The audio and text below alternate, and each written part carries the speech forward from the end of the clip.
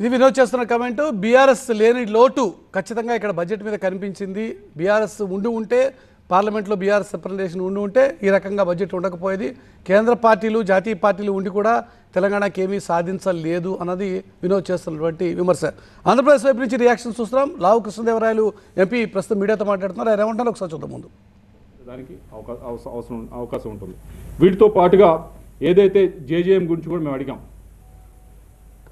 ముఖ్యమంత్రి గారి కళ ప్రతి ఇంటికి కూడా కుళాయి నీళ్ళు ఇవ్వాలని చెప్పి మేనిఫెస్టోలో కూడా పెట్టాం తెలుగుదేశం పార్టీ.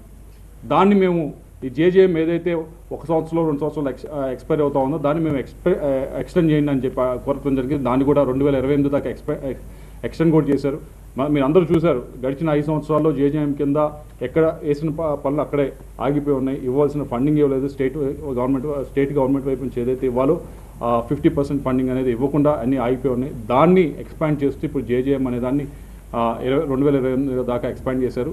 ఓఎస్ఎస్ ఫర్టిలిటీలో ఇక్కడ ప్రతి అడుగులో ఎక్స్పీరియన్స్ డాక్టర్స్ ఉంటారు. In the good hands of science. Mummy daddy అవ్వాలంటే ఓఎస్ఎస్ కి కాల్ చేయండి. దీనివల్ల రాష్ట్రంలో ప్రతి ఇంటికి కూడా ఏదైతే తెలుగుదేశం మేనిఫెస్టోలో పెట్టారో దాన్ని పూరించేదానికి ఎంతో ఉపయోగపడుతుందని చెప్పి తెలియజేసుకుంటా ఉన్నాం.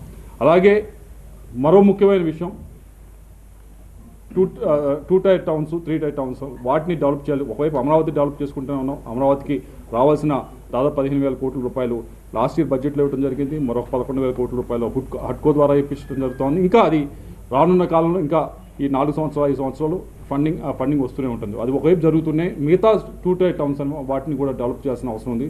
దాంట్లో అర్బన్ ఛాలెంజ్ ఫండ్ అని చెప్పి దాని ద్వారా దాదాపుగా 1,00,000 కోట్లు అనేది దానికి అనౌన్స్ చేయడం జరిగింది. ఎక్కువ సింహభాగం దాంట్లో కూడా ఆంధ్రప్రదేశ్కి వచ్చే కార్యక్రమం జరుగుతుందని చెప్పి తెలియజేసుకుంటా ఉన్నాం.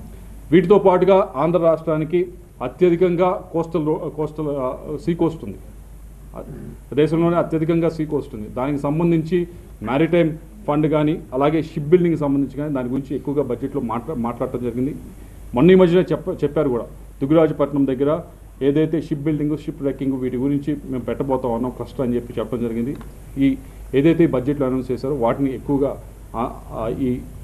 ఎక్కడైతే దుగ్గరాజపట్నం పెట్టబోతా ఉన్నామో దానికి ఆ ఫండ్ తీసుకొచ్చేదానికి ప్రయత్నిస్తామని చెప్పి తెలియజేసుకుంటూ, అలాగే బడ్జెట్లో అందరికీ కూడా ఆనందపరిచింది ఏదైతే క్యాన్సర్కి సంబంధించిన డ్రగ్స్ దాదాపు 36 ఉన్నాయి.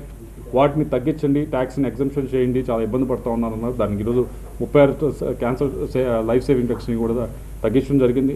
అలాగే అన్నిట్లోకి ఇంకా మరొకటి ఆనందపడతా ఉంది అందరూ కూడా, ట్యాక్స్ బెనిఫిట్ 12 లక్షల రూపాయల దాకా ఏదైతే ఇన్కమ్ వస్తుందో వాళ్ళందరికీ కూడా మొన్నదాకా 7 లక్షలు మాత్రమే ఉండేది, ఇప్పుడు 12 లక్షల దాకా పూర్తిగా ట్యాక్స్ కట్టాల్సిన అవసరం లేకుండా చేయడం జరిగింది. ఇవన్నీ అవుతున్నాయి. అందరికీ మనసులో ఉంది ఏంటంటే రాష్ట్రానికి స్పెసిఫిక్గా ఏమి వచ్చినాయి, రాష్ట్రానికి స్పెసిఫిక్గా ఏమి తీసుకొని ఇచ్చారనేది మా అందరికీ కూడా ఉంది. దాని గురించి కూడా చెప్పవలసిన అవసరం ఉంది.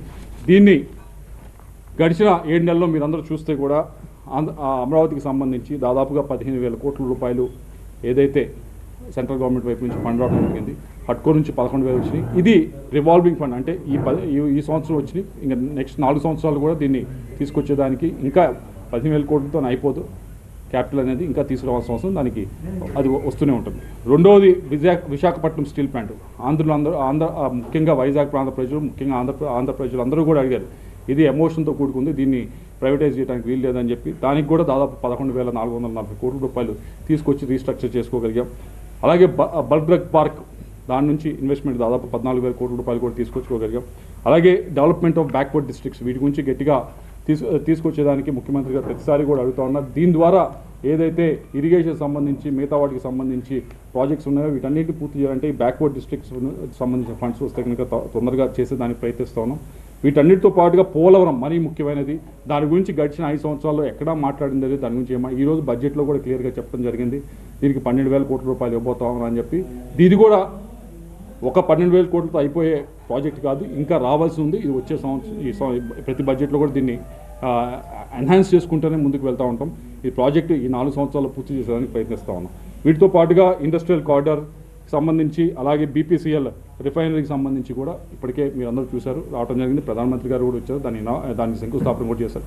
ఇవన్నీ కూడా బడ్జెట్లో అనౌన్స్ చేసిన వాటిని మనం రాష్ట్రానికి ఏ విధంగా రాబట్టుకోవాలి, వాటిని ఏ విధంగా తీసుకొచ్చుకోవాలి, అభివృద్ధి చేసుకోవడానికి ఏ విధంగా ఉపయోగపడే విధంగా ముందుకు వెళ్ళాలి అన్న దాని గురించి ఈ బడ్జెట్ అంతా కూడా ఇంకా డీటెయిల్స్ రావాల్సి ఉంది, వాటన్నిటిని కూడా ఉపయోగిస్తామని చెప్పి అందరం ఎంపీలు ఉన్నాం, మన ఇప్పుడు ప్రభుత్వంలో ఉన్నాం, కూటమి ప్రభుత్వంలో ఉన్నాం, బీజేపీ ఎన్డీఏలో ఉన్నాం.